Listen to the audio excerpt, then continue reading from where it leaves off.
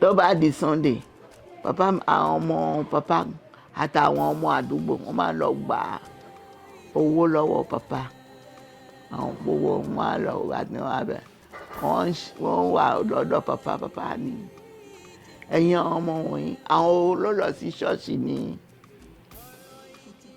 ìjẹjọ àwọn tó lọ ní èmi lọ ẹni tí ó lọ sọ pé òun lọ òun tẹ̀lé wọn lọ sí ibi tí wọ́n ṣèkórè a ní kí ni wọ́n fi ṣe wàásù wọ́n ní kálukú wọn sọ lẹ́yìn yẹn papa ní ó dà kí n béèrè lọ́wọ́ yín ta ló lálàá nínú yín ta ló lálàá èmi ò lálàá èmi ò lálàá ọmọ kan wà ń bẹ̀ ó ní papa èmi lálàá kò ju ọmọ jẹ́jú ọmọ ọdún 5 lọ ń gbà yẹn papa èmi lára papa ní aláolólà ó ní papa mo rí mọ́tò yín ó ṣe accident papa ní ọmọ mi súnmọ́ bí kò sọ̀rọ̀ yín dáadáa kí n gbọ́ ìṣeré àlà máa ń pè ọmọ papa bí a sí ni ó ní mo rí mọ́tò yín ṣe accident nígbà tí mọ́tò yẹn ṣe accident nǹkan kí ló ṣẹlẹ̀ ó ní nǹkan kan ṣẹlẹ̀ ó ní ṣùgbọ́n mo rẹ́jẹ̀ lára sùtánà yín ṣùgbọ́n kò sí nǹkan kan tó ṣe yín ọmọ náà ń sọ bẹ́ẹ̀ níjọ́ yìí bàbá ní kò sí nǹkan kan tó ṣe ó yá súnmọ́ mi ọmọ mi bàbá gbórí fún ọ ní kó fọwọ́ lé òun lórí pé tí accident yẹn bá tẹ̀ ṣẹlẹ̀ kóun má kú nínú kóun má kú papa ló sọ bẹ́ẹ̀ fún ọmọ yẹn wá gbọ́wọ́ lé wọn lórí ó ní tí accident tó fẹ́ ṣẹlẹ̀ tó bá tẹ̀ ṣẹlẹ̀ kí papa má kú sí nínú ẹ̀ ọmọ yẹn tún sọ bẹ́ẹ̀ gbogbo ọ̀rọ̀ tí papa sọ lọ́mọ náà ń sọ ọjọ́ yìí ni wọ́n wí àwa ọ̀tẹ̀ sí ń bẹ̀ àwọn ẹ̀gbọ́n ló wá ń sọ̀rọ̀ tá a wà fi gbọ́. On 1st of September, that Sunday morning, because I was then the one, the district evangelist at Iriakari. I covered all the Solo, Egbe, Ikorodu. At that time, I used to have about 37 parishes under my jurisdiction. So me, I only went to Ketu that early morning. You know, whenever you want Papa to visit a parish, you need to go there and remind because there are so many parishes to visit, to go that day. I went there to go because he asked me to remind him. There's one church in Ikorodu with Baba Ayeni Melo. So that church happened to be one of the last churches Papa visited at Ikorodu there. The man who used to be their chairman, Baba one Ayeni Melo. So that's why I went to Ketu that morning, Sunday morning, to go and remind Papa, ẹ má gbàgbé bí tẹ́ fẹ́ lọ. On my way coming back from Papa, I've left Papa now since I mean Papa said he will be there. Wọ́n ní ṣé ọ̀gá ẹ̀ ti dé expeditive, wọ́n ní kò tíì dé. Wọ́n ní ṣé ẹ ti fọ mọ́tò, wọ́n ní mi ò tí fọ, wọ́n ní kí lọ gbé mọ́tò jáde. Mo lọ gbé mọ́tò yẹn mo fọ, mo tún ṣe, mo lọ sọ fún pé a ti parí, mo ti gbé mọ́tò síta o. Wọ́n ní kí lọ múra, èmi máa wà wọ́n jáde lẹ́nu. Torí pé ọ̀gá mi ò tíì dé. Mo ti gbé mọ́tò sílẹ̀, mo ti jókòó. Ọjọ́ yẹn wọ́n tẹ̀ fẹ́ kí àwọn ọmọ àti àwọn ìyàwó kan ká tẹ̀lé wọn. Wọ́n gbé mọ́tò ńlá káà ńlá yẹn wọ́n gbé fún wọn. Ṣùgbọ́n ìgbà yẹn àǹtí Màgí bàbá ẹ̀ ṣọ́ọ̀ṣì tí bàbá ẹ̀ gbé fún jọ wọ́n fẹ́ ṣe kórè. Ọjọ́ yẹn Papa níbi púpọ̀ làwọn fẹ́ gbà níjọ́ yẹn. Àwọn fẹ́ lọ sí Ikorodu, wọ́n á lọ sí Olútí, wọ́n á lọ sí Èjìgbò. Wọ́n ká àwọn ibi tí wọ́n fẹ́ gbà níjọ́ yẹn. Ọjọ́ kórè ní gbogbo ẹ̀. Tàtà adé ọjọ́ náà ni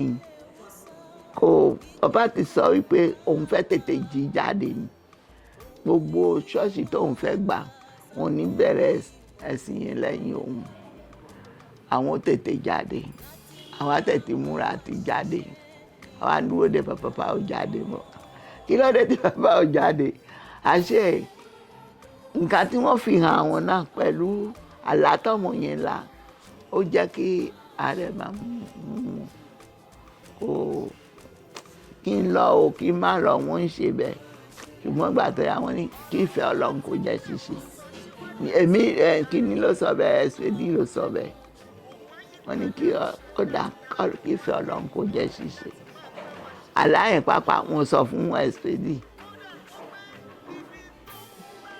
ìgbà tí wọ́n á jáde àwa ti wà nù ká dáadáa ń dúró de wọn pé kájọ kí mọ́tò wọn ṣì ká tẹ̀lé wọn nígbà tí bàbá máa jáde wọ́n jáde yẹn ara wọn kò ó ṣe tìpẹ́ ìgbà tí wọ́n máa jáde wọ́n ní nǹkan kan ó ti kí wọ́n gbókù wa ó ti kí wọ́n gba àìsàn ká àìsàn wa tí wọ́n bá fẹ́ dé díẹ̀ tó bá kọ sẹ́yìn a ní ẹ gbé lọ hospital wọ́n máa ń kọ́ wọn á ní kí wọ́n gbé lọ hospital kì í ṣe iṣẹ́ tó ń wọ́n ṣe wọ́n á kọ sẹ́yìn wọ́n kọ sẹ́yìn lákọ̀ọ́kọ́ àti wọ́n kọ sẹ́yìn à ń wò wọ́n ránṣẹ́ báyìí wọ́n kọ sẹ́yìn bàbá dúró báyìí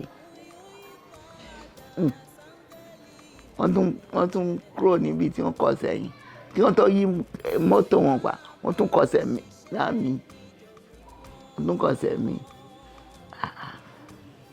wọ́n wá ní Emil inú káàyìn lèmi wà ní àwa ìyàwó tá a fẹ́ lọ pẹ̀lú ọmọ tó fẹ́ lọ àwa nù ẹ̀ ní papa pé dírẹ́bà yẹn ní Emil ó ní papa ní mo ti fún àwọn ọmọ àtàwọn ìyá mo ti fún gbogbo wọn ní mọ́tò pé kí wọ́n máa lọ Ìbàdàn ṣùgbọ́n àwọn kan ni mo rí inú mọ́tò yìí o kí ìyá kankan màmá kankan kó má dẹ́ dúró pé òun fẹ́ tọ̀ òun fẹ́ ra nǹkan o kí màmá kankan kó má dẹ́ dúró bí mọ́tò òun ṣe ń lọ kí mọ́tò ẹ̀ kó tẹ̀lé mi lẹ́ẹ̀kan náà pẹ̀lú àwọn tó wà nù ẹ̀ ni wọ́n á súnmọ́ mọ́tò yẹn àní wọ́n súnmọ́ wọn ní àwọn màmá ò ló wà nù mọ́tò ìmí fún àwọn màmá kankan ní mọ́tò wọ́n ti fún gbogbo ẹ̀yin ní mọ́tò pé kẹ́ máa lọ Ìbàdàn Emil ṣọgbọ́rọ̀ tí mo sọ fún ẹ kí màmá kankan má má dẹ́ dúró o tí bí mọ́tò òun ṣe ń lọ kò tẹ́ kó wà lẹ́yìn òun lẹ́ẹ̀kan náà. I've left Papa now on my way. There used to be one at that toll gate at that Ibadan Express, something like that. He was coming out of Ketu. I met S.B.J. He was driving. I was coming out. He was going there. I said, "Where are you going?" He was the one who saw me. He said, "Wait. I was driving. I used to drive a lot in those days. Why?" So he said, "Oh, where are you coming from?" He said, "He's coming from Mecca. He has worked all night." Meanwhile, when I was at Ketu, I saw the drivers were ready. Other drivers, because Papa has had many drivers. The one who was about to drive him before S.B.J came was there. His name is Emil. Emil was ready, but when S.B.J came back, S.B.J took over the steering from him. Because S.B.J was tired, very exhausted. Was exhausted already. Nígbà tó ṣe díẹ̀ tí kò wọ́n wọlé sínú ọkọ̀, mo wá gbé mọ́tò yẹn, a lọ síwájú díẹ̀, bí a ṣe ń lọ báyìí ni mo rí S.B.J ní bàbá ní, ṣé kìí ṣe ọ̀gá ẹ̀ ló ń bọ̀ yẹn, wọ́n ní òun ló ń bọ̀, wọ́n ní reverse, ẹ má mo reverse padà, bá síbi tí mo ti kúrò. Bí mo ṣe débẹ̀,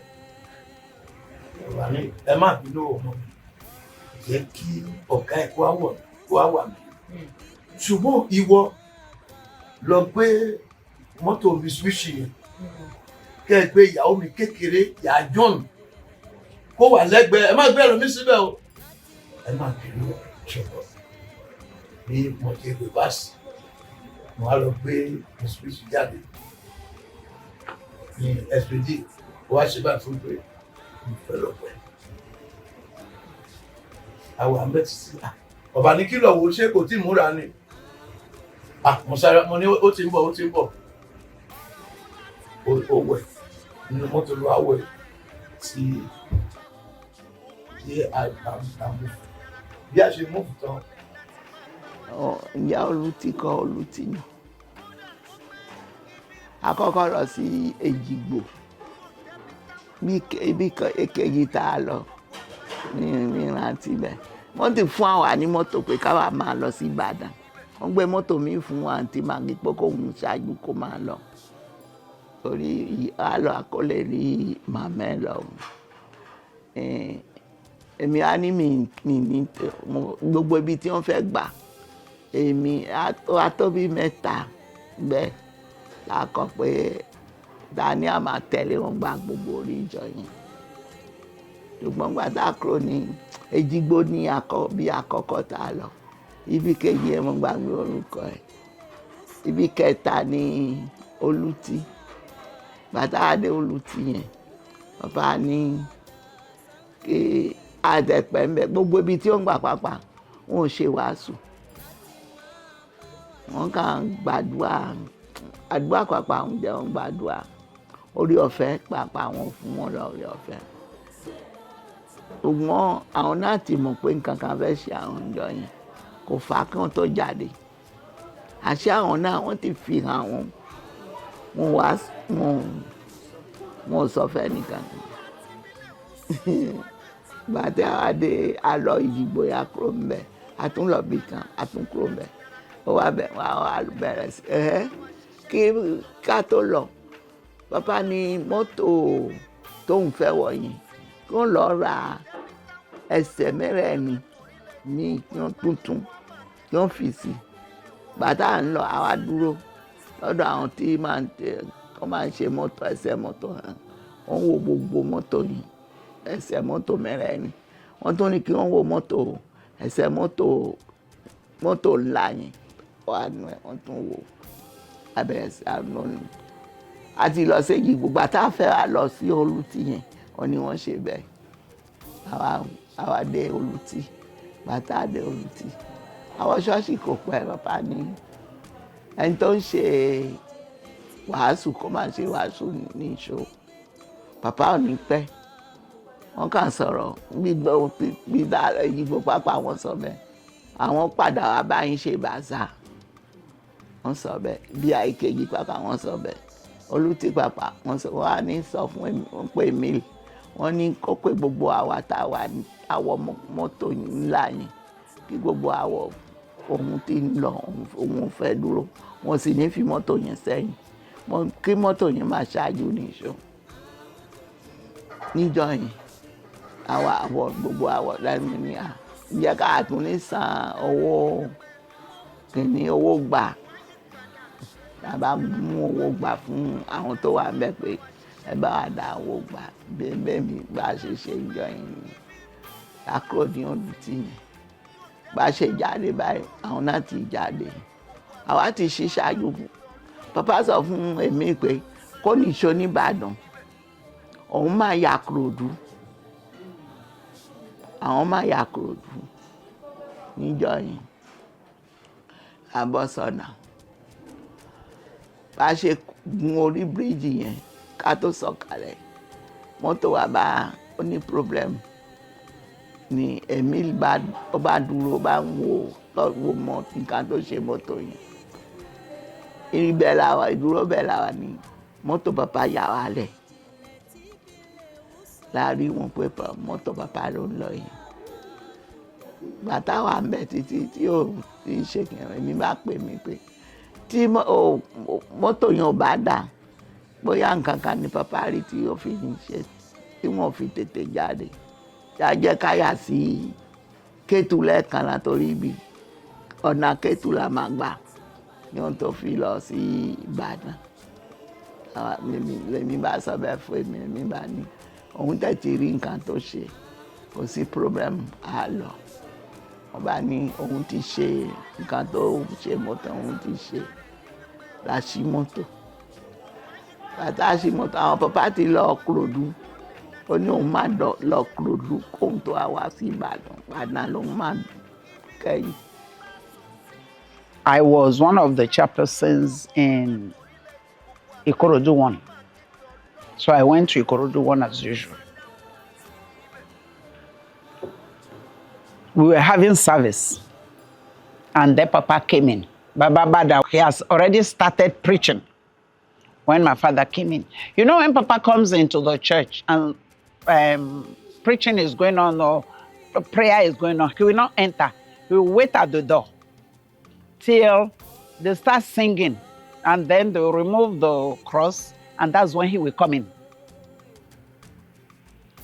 So he came in, and they started singing Jesu Tijoba. Then he just put his hand behind him with his head down, walk. Then Baba Bada wanted to give him the microphone he stepped down from the pulpit for Papa to take over. And Papa just went past him and went into the altar, knelt down and prayed, then came out. When he came out, he said, Oni wasu wa eni Supreme.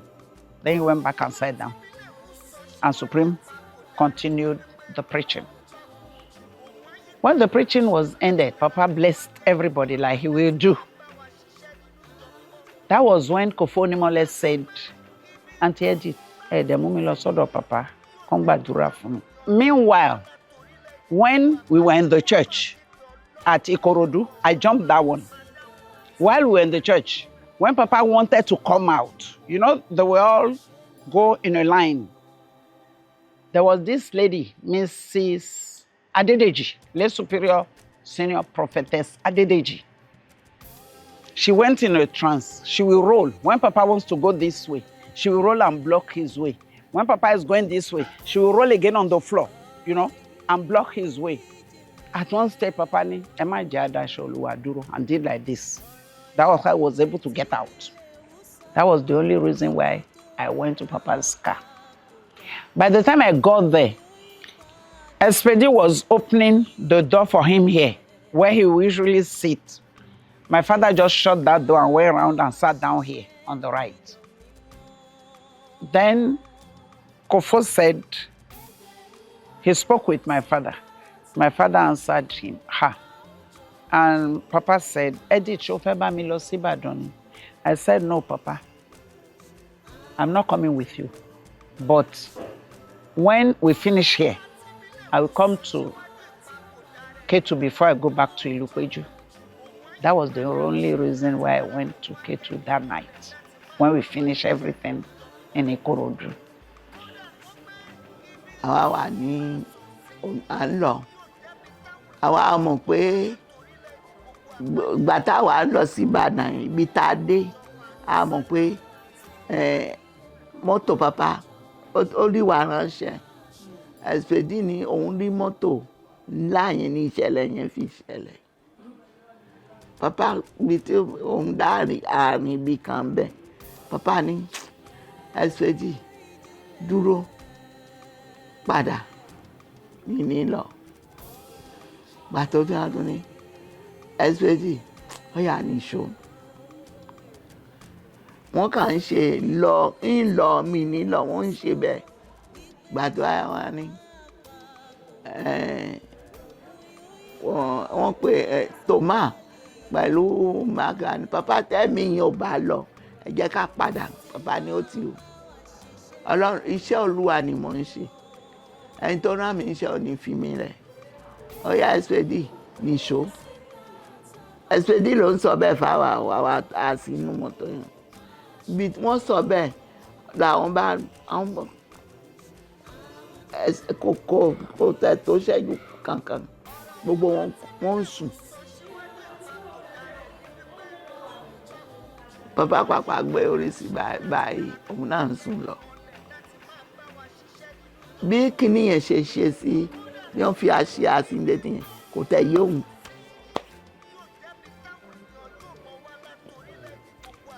Ní mọ́tò yẹn kàn sáwọ́ gbogbo ni kóhun tó la òun pàápàá òun mú òun kóhun tó lajú kò ṣe é wò mọ́. Tẹ́ bá rí kòtò ńlá tí mọ́tò yẹn sọdá tí mọ́tò yẹn bá wọnú kòtò yẹn wọn ní rí wọn mọ́, èèyàn kàn máa wá wọn ni. Ibẹ̀ ni gbà tí mọ́tò yẹn ṣe kíní bẹ́ẹ̀ ni èmi Thomas pẹ̀lú Thomas lórí mọ́tò yẹn bí wọ́n ṣe Mercedes yẹn bá kọjú báyìí kíní búùtù yẹn òun ó kọjú sọ́hún kò kọjú síbi báyìí. Ibẹ̀ ni kíní wọn ṣí àwọn ló kó sínú kòtò yẹn. Wọ́n láwọn tó lọ yọ wọn kúrò nínú kòtò yẹn ṣe ni wọ́n bọ́ sùtánà bọ́ ṣòkòtò ńlá gúngùn pátápátá tí wọ́n wà ní short kékeré ni wọ́n fi wọnú kòtò yẹn. Tamburo ti kúnnú ó ti yí wọn pọ̀.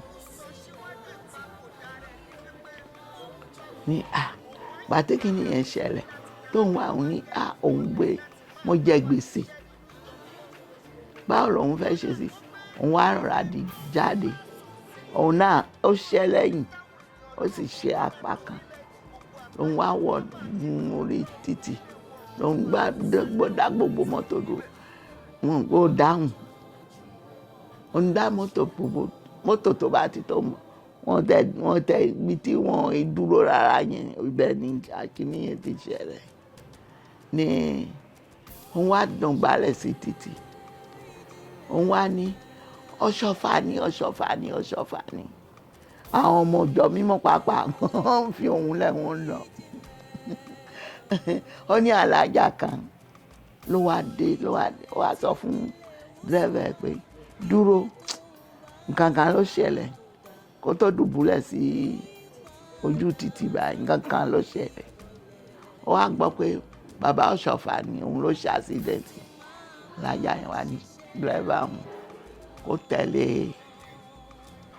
S.B.J ń wọnú igbó yẹn wá lọ ni Papa sì wà nú mọ́tò lọ́hùn bàbá abíásí òun tẹ̀ fara pa gan-an ni gangan sì ṣe Papa ọwọ́ kan ó kán ọ̀kan kò kán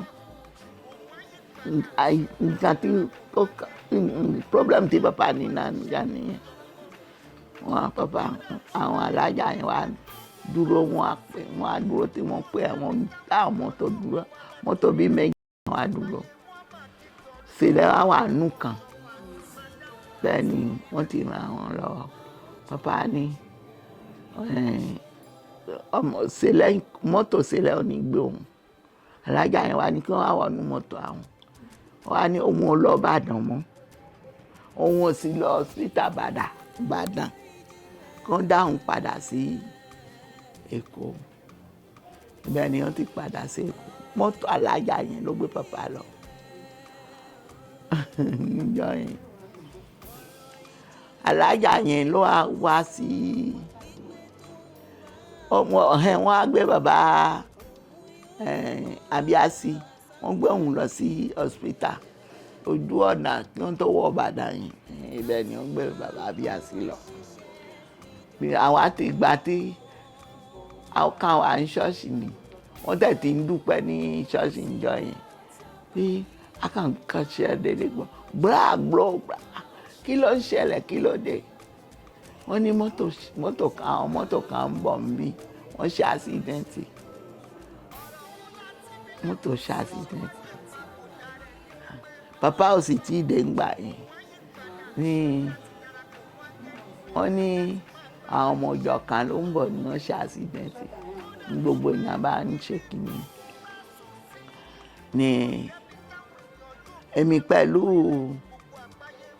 èkejì mi òun ti kú nísìnyí ya tọ́ṣọ̀ màmẹ́ ya mi dùn mo wá ní kó jáde ó jọ pé àwọn ọmọ wa ló ń kígbe níta màmá káàṣì kọ́kọ́ jáde ó wọ ṣọ́ọ̀ṣì gbà tó wọṣọ àwa súnmọ́ ọmọ ní màmá kí ló ṣẹlẹ̀ àwọn ní ó jọ wípé mọ́tò kan ń bọ̀ bí ó ṣe àṣídẹ́ǹtì kò sọ fún wa pé mọ́tò pàpà ó sì ti gbọ́ kò sọ fún wa gbà tí àwọn afẹ́mọ́ wa ní kó jẹ́ ká jáde ó jọ pé àwọn ọmọ wa ń kígbe ń ta ní bá a ṣe máa jáde báyìí àwa pàdé àwọn ọmọ wa kan ní wọ́n ní mọ́tò pàpà ló ṣe àṣídẹ́ǹtì ibẹ̀ ni gbogbo ẹ ti dàrú. Ìbàdàn náà la wà tí ìròyìn wá tó wà létí pé bàbá Oshoffa ó ní accident. Tẹ́ ẹ bá rí ìdòwé tí mo gbé mọ́tò yẹn kúrò ní Army Barracks èmi ò dúró tiẹ̀ nìkan kan pé mo gbé èèyàn wá mo wá rọ́ọ̀fù kúrò nínú ọgbà yẹn ni torí chọ́ọ̀chì dàrú bí mo ṣe ń wo ọ̀nà títí mo dé ibi tí accident yẹn ṣẹlẹ̀ mo rí wípé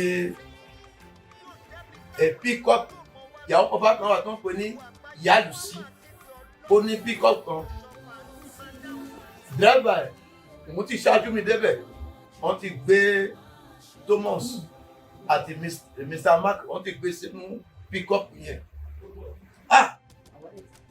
àwọn yẹn ti kú ṣùgbọ́n wọ́n fi tó wa lójú pé alájà kan ló gbé bàbá Oshoffa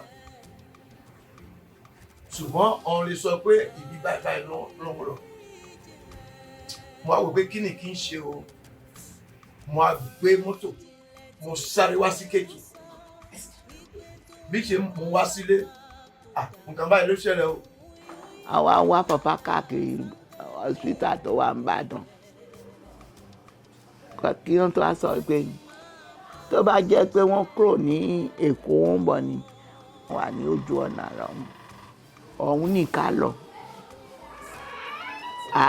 àgbọ̀rọ̀ lè jẹ́ bí ọ̀hún ni wọ́n kó wọn lọ ni a bá yí mọ́tò lóòótọ́ a bá gbọ̀nà ọ̀hún bá ṣe débẹ̀ báyìí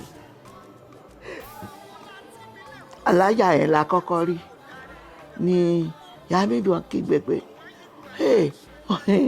a ti gbé o ó ní kò sí nǹkan kan àwa rí bàbá Abíásí wà lórí dùbúlẹ̀ lórí kìnìún wọ́n fẹ́ gbé wọn wọlé kí wọ́n lọ tọ́jú wọn ó nígbà tí bàbá Abíásí wà báyìí pàpà ti kú nìyẹn pàpà ti kú nìyẹn lẹ́yìn là ń sọ yàrá yà ní àsùnmọ̀ wa ó ní kò sí nǹkan kan tó ṣe pàpà mọ́tò òun ti lọ gbé pàpà lọ sẹ́kọ̀ọ́ pàpà apànù ni òun ò wá Ìbàdàn hospital Ìbàdàn tí wọ́n gbé òun lọ sẹ́kọ̀ọ́ ni wọ́n fi gbé wọn lọ sẹ́kọ̀ọ́ láfi ní gbogbo ẹ̀ fi dàrú ńjọ́ yìí tó káwa tó a lọ sí ìgbà àwa ń bọ̀ akúrò lọ ní ọ̀nà ní hospital yẹn a ní ká máa bọ̀ ní láàásọ fún ẹ̀mí pé ẹ̀mí ni wọn ò ní jẹ́ lọ́bọ̀ mi ibi ọ̀dọ̀ labí ni àwọn ní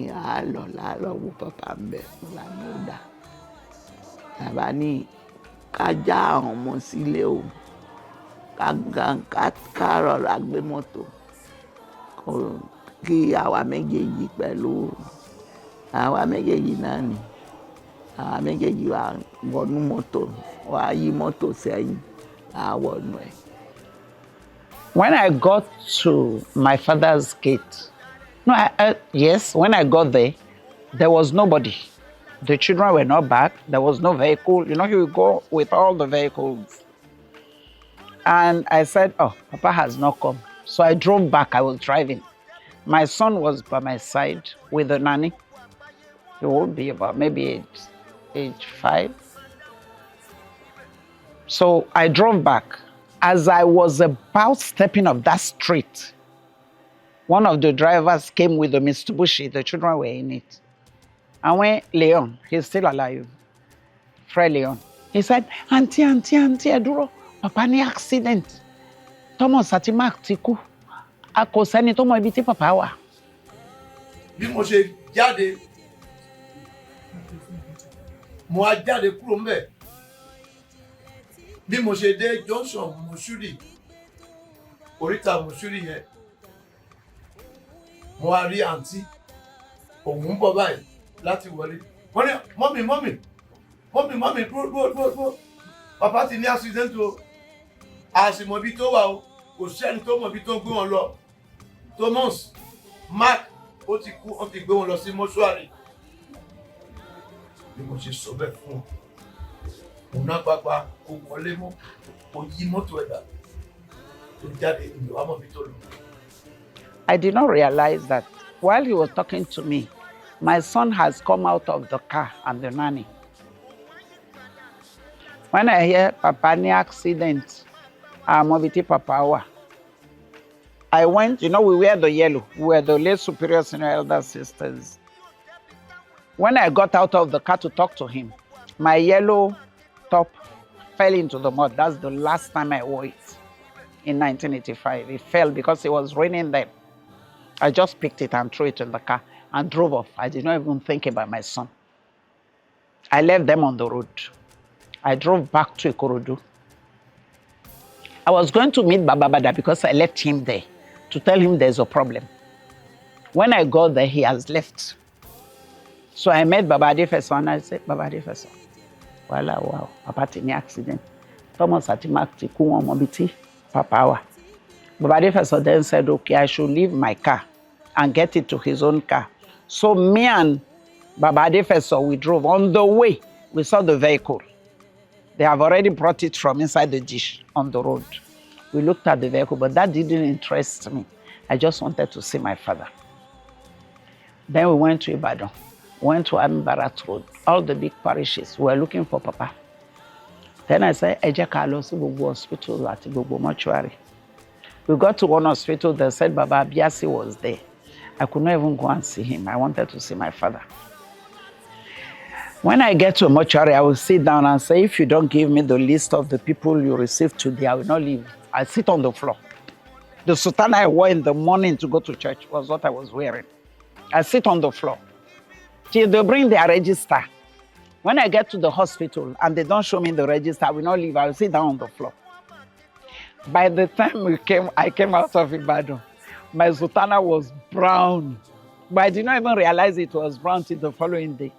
Ní ká lọ wò ká tó dé ilé ti kún gbogbo ìjọ tẹ̀tí gbọ́ ilé ti kún fáwọn ọmọ sílẹ̀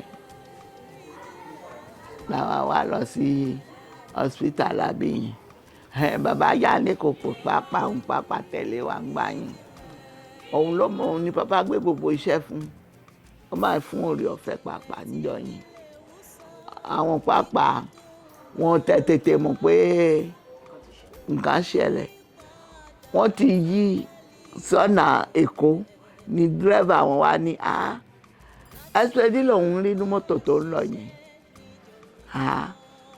ní bàbá Ajáre kòkó ní kóun náà kó tẹ̀lé mọ́tò yẹn mọ́tò tó rí S.B.J náà wọ́n á lọ rí Papa náà nù ẹ̀ ní bàbá wọn àwọn wá tẹ̀lé Papa lọ sí hospital yẹn a lọ rí wọn lọ́hùn wọ́n kọ pé ẹnìkankan ò ní rí wọn Papa dẹ̀ kọ pé òun ò ní sùn hospital yẹn ilé òun lòun máa sùn níjọ́ yẹn òun ò ní sùn hospital àti gbà àti àwọn ọmọọṣẹ́ Làbí gbọ́ wọ́n sọ̀rọ̀ ránṣẹ́ Làbí pé Papa ṣe accident ó wà ń bẹ̀ o ó ní gbogbo ẹ̀mí ní bàbá yẹn pé gbogbo nǹkan tó bá tọrọ ni kí wọ́n fún wọn kí wọ́n tó bá kọ̀ nǹkan kan kí wọ́n máa ṣe fún wọn pé bàbá yẹn ò sí lásán ẹ̀mí àṣẹ ẹ̀mí ní Papa ó sọ bẹ́ẹ̀ fún àwọn dọ́tọ̀ ẹ̀ tó wà ń bẹ̀ ní Papa ní òun ò ní sùn hospital wọ́n sọ gbogbo àwọn pápá sọ gbogbo ẹ̀ wọn ò jẹ́ ká rí wọn o ẹ̀mí ló lọ rí wọn ó wá sọ fún wa àwọn nọ́ọ̀sì yẹn wọ́n kọ pé Then my prayer was, God, just let me see my father for once, please. Let me just talk to him for once. Let him be alive once. Then you can take him. Please, God, that was my prayer till I got back. Because when we went everywhere, me and Papa Adefeso, we came back to Ketu after 10 at night. When we got to Ketu, I said, Papa Uncle, he said he's upstairs. She won't sorrow.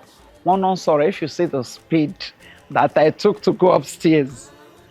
I said, God, you have answered my prayer. God, thank you. Thank you. At least I can talk to this man. So I sat there. Then people start streaming in. Mama Adefeso was sitting down there. Ijalo Jeori Papa, that black ant, his cap fell into the bush. So he didn't know the ants were in the cap. So he put it back on his head. So it was like a crown. Ijalo chopped his head round like this. So Mama Adefeso was trying to put something to ease the pain. I waited there, 11 o'clock, 12 o'clock. I saw people coming in. At one stage, I said, okay, let me go and buy an exercise book so that whoever comes and prescribes something, let them write it down so that whoever comes again, because Papa has so many spiritual children, whoever comes again, he will see what the other one has done. That was how we started it. 1 o'clock, Papa was sitting down. Somebody that has an accident at 2 o'clock.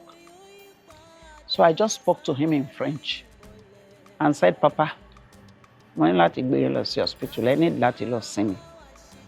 My father looked at me and smiled and said, tó bá jẹ́wọ́ ni màá tẹ̀lé ẹ lọ. So I came down, I went to Baba Bada and said, Papa ti gbà pé mo lè gbé wọn lọ sí hospital. Baba Bada ní láéláé, Papa ò ní gbà. Pé ṣebí wọ́n ti gbé wọn lọ sí hospital tí Papa láwọn ò fẹ́ dúró sí hospital. I went to Baba Janleko, same Baba Janleko. It's me that took that man to Labi Hospital and he said he did not want to stay. And Papa has told me, my husband wasn't in town. I was alone with the children at home. I didn't know what to do. Then I walked back. How do I go and tell Papa, which hospital shall I go to? You know, that was what I was thinking about. Then as I was going up the stairs, I met Mr. and Mrs. Adinegon. Honorary Evangelist Adinegon and his wife, lay superior senior elder sister Adinegon. I met them on the staircase. So when I met Mr. and Mrs. Adinegon, I said, Papa ti gbà pé kí n gbé wọn lọ. They have just seen my father, they were going back. Papa ti gbà pé kí n gbé wọn lọ sí hospital, but ọkọ mi ò sí nílé mi mọ́ bí tí mo lè gbé wọn lọ. Mr. Adinegon said, don't worry. My wife's cousin has a hospital in Lupeju. The owner of that hospital I've met before in First Bank because I bank with First Bank. We always meet and we greet. But he does not know anything about me. I don't know anything about him. And I just became like a robot, you know. I said, Teba Mawa, and make sure we pay. Motonye, Kosoru Kolare, to see anything. I become giving instructions, like, you know, it wasn't me again.